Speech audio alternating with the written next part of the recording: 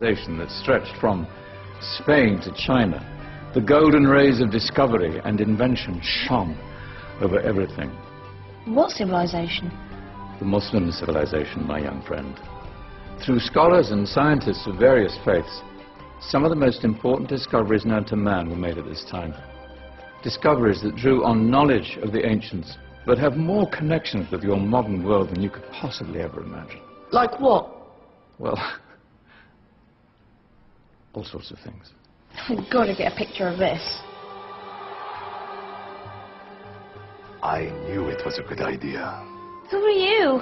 Allow me to introduce Ibn al-Haytham, a great scientist whose ideas led to the invention of the camera. You invented the camera? I laid the foundations for modern cameras by explaining how our eyes work. I found a way of projecting an image onto another surface through a small hole in a dark room, later called camera obscura. Think of all the things that evolved from this discovery. Cameras, cinema, all share the same principle. Cool. Look out below! Who's that? That's my good friend, Abbas ibn Farnas, who gazed up to the heavens, passionate in his belief that man could fly.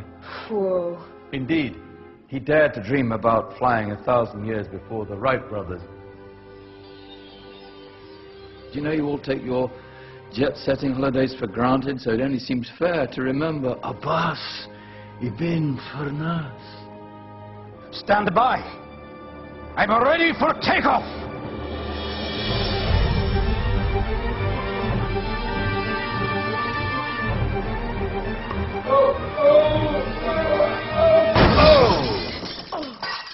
You did forget one thing, though.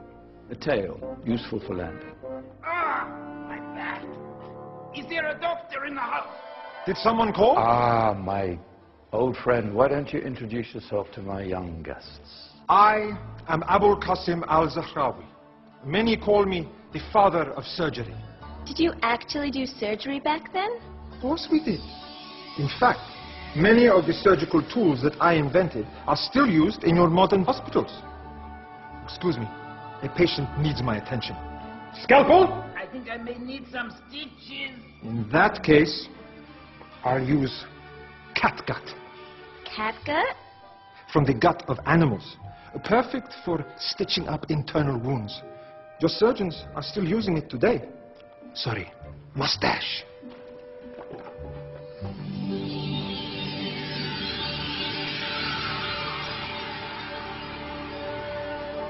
Who's she?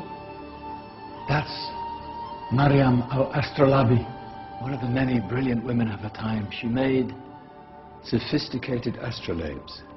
Astro what? Astrolabes. They show the sky and the stars on a small flat plate you can hold in your hand.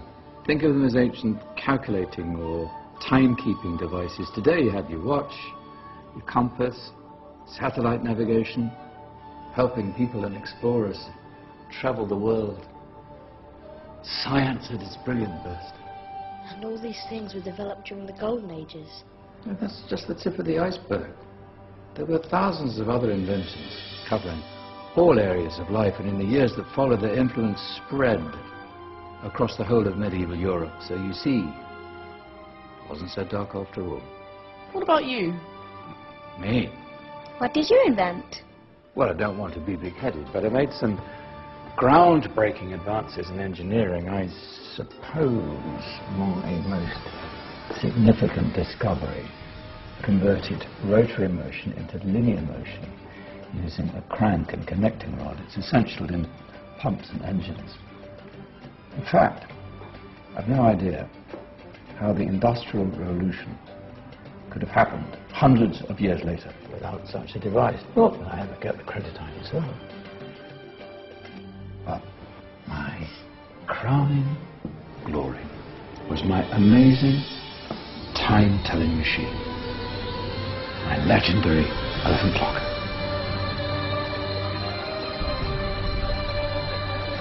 It's a clock. Yes. Dozens of components collected from different cultures around the world. Indian, Greek, Arabian, Egyptian, Chinese. Wow. A United Nations clock. That is pretty cool.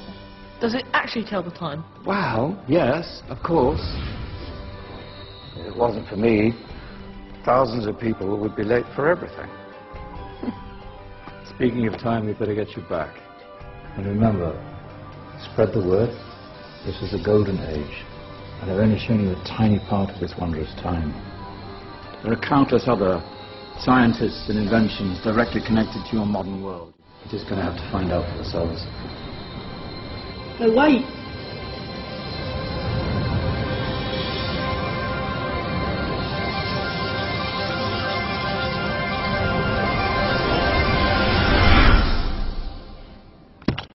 سائلنا عن أمتنا عن عزتنا وحضارتنا طاولنا النجم برفعته وتجاوزناه